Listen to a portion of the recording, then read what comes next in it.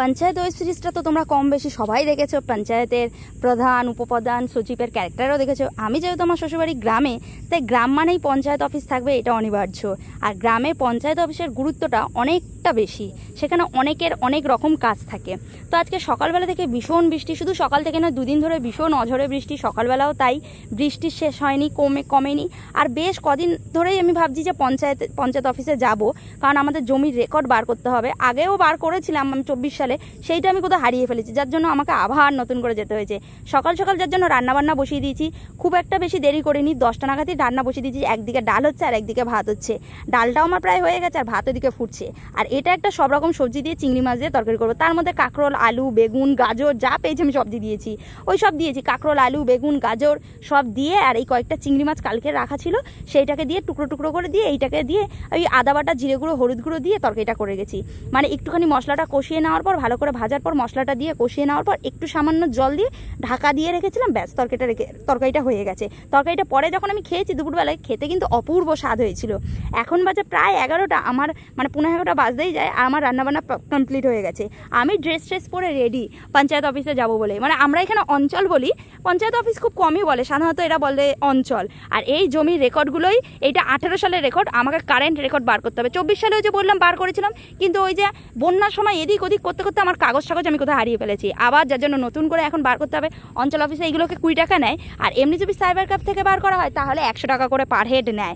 তো ছাতা নিয়ে আমি রেডি, আমি বেরিয়ে পড়বো, কারণ তখনও বৃষ্টি কমেনি, ঝিরিঝিরি বৃষ্টি পড়ছে। এদিকে আমার যাওয়ার ইচ্ছা না থাকলেও যেতে হবে। গগন ঠেলে অনেক দিন ধরে বলছে, গগনকে 1 সপ্তাহ মোটামুটি বলেছি, হ্যাঁ আজ যাবো, কাল যাবো কাল করে। আর এখানে গগন মেজবৌদির সাথে গল্প করছে, আর এইখানটা দেখেছে আমাদের বৃষ্টি হয়েছে বলে এত জল, মানে খুব যে জল হয়েছে তাও নয়, সামান্য বৃষ্টিতে আমাদের বাড়ির সামনের দিকটা রাস্তা তো পুরো কাদা হয়ে গেছে। আর এইগুলো পুরো জল মতন হয়ে গেছে, হালকা জল হয়ে গেছে। আর এটা দেখে মনে হচ্ছে এডিট করা নয়, পাশে কেউ একজন উনান ধরিয়েছিল, মানে ওই গরুর জাফাপ করার জন্য, যার ধোঁয়াটা বেরিয়ে এসছে বলে দেখে মনে হচ্ছে না একটা শেডো টাইপের পড়ে গেছে, অ্যাশ কালারে। এটা গয়লাপাড়ার মাঠের রাস্তাটা, তোমাদের তো আগের ভিডিওতে আমি দেখিয়েছিলাম। আর এই হচ্ছে নিচের একটা রাস্তা, এটাও গয়লাপাড়ার মাঠ, ওই বাড়িটারিগুলো সব ওইটা গয়লাপাড়ার এরিয়ার মধ্যে পড়ে। আর এইটা বৃষ্টির জন্য না আরও সুন্দর লাগছে, চারিদিকটা পুরো মাঠ ধুধু করছে আর বাড়িগুলো। আর এই রাস্তা, পিচ রাস্তাগুলো যখন আমি বিয়ে করে আসি তখনও কিন্তু এটা কাঁচা মাটির রাস্তাই ছিল। এই কয়েক বছর হয়েছে, 2-3 বছর হয়েছে মানে পিচ রাস্তা হয়েছে। আর এই বাড়িটা আগের বছর মানে 2024 সালে বন্যার সময় এই বাড়িটা না পুরো ধসে গেছিলো। এটা তো সামনের দিকটা দেখছো, পেছন সাইডটা পুরো ধসে গেছিলো। ওই যে ওইগুলো দেখলে বালির বস্তা দিয়ে রিংবাদ করে রেখেছে।